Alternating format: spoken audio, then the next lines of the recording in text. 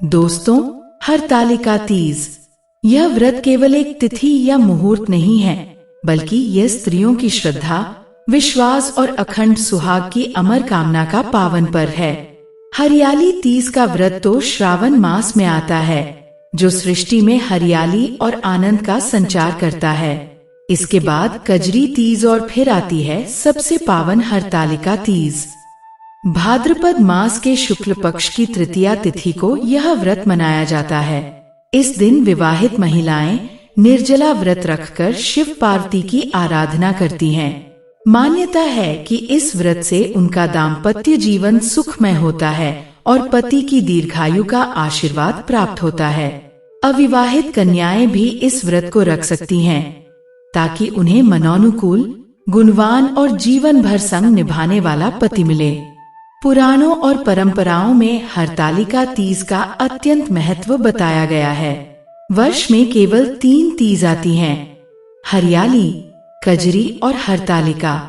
हरियाली तीज श्रावण मास की सुगंध लाती है, कजरी तीज कृष्ण पक्ष में भक्ति की गहराई देती है और हरतालिका तीज शुक्ल पक्ष की तृतीया को पति पत्नी के पावन मिलन और तपस्या की प्रेरणा देती है।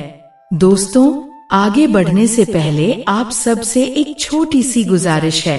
अगर आपने अभी तक हमारे चैनल को सब्सक्राइब नहीं किया है, तो कृपया सब्सक्राइब कर लें और इस वीडियो को लाइक जरूर करें। आपका ये छोटा सा कदम हमें हौसला देता है कि हम आपके लिए इसी तरह की और भी अहम और रोचक जानकारियाँ लेकर आते रहें। अब बात आती है इस वर्ष की तिथि की। भाद्रपद शुक्ल तृतीया तिथि 25 अगस्त को दोपहर 12:35 से प्रारंभ होगी और 26 अगस्त को दोपहर 1:55 तक रहेगी। चूंकि उद्या तिथि 26 अगस्त को पड़ रही है, इसलिए हरतालिका तीज का व्रत इसी दिन किया जाएगा। इस बार का पर्व और भी शुभ है, क्योंकि खगोलीय दृष्टि से अत्यंत पावन योग बन रहे हैं। चंद्रमा और मंगल ग्रह कन्या राशि में मिलकर महालक्ष्मी राजयोग बना रहे हैं।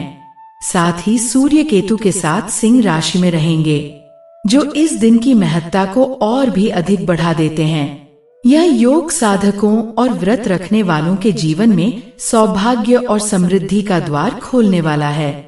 शुभ मुहूर्त की बात करें तो 26 अगस्त को प्रातः 5:56 से लेकर सुबह 8:31 तक शिव पार्वती पूजन का सबसे उत्तम समय रहेगा।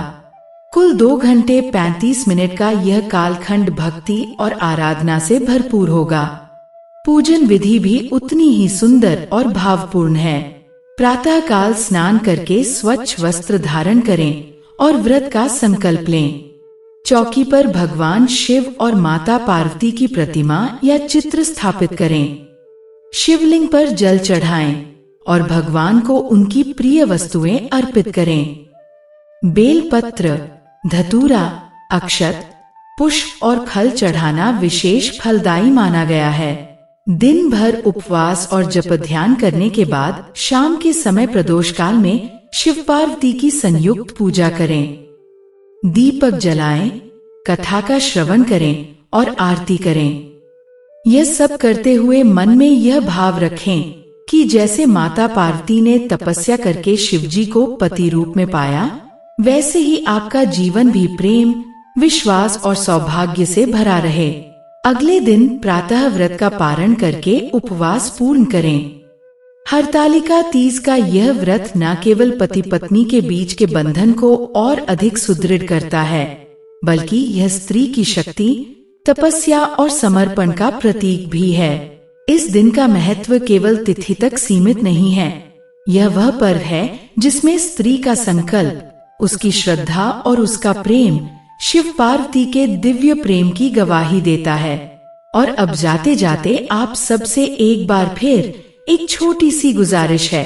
अगर आपने अभी तक हमारे चैनल को सब्सक्राइब नहीं किया है, तो कृपया सब्सक्राइब कर लें और इस वीडियो को लाइक जरूर करें। आपका ये छोटा सा कदम हमें हौसला देता है कि हम आपके लिए इसी तरह की और भी अहम और रोचक जानकारियाँ लेकर आते रहें। धन्यवाद।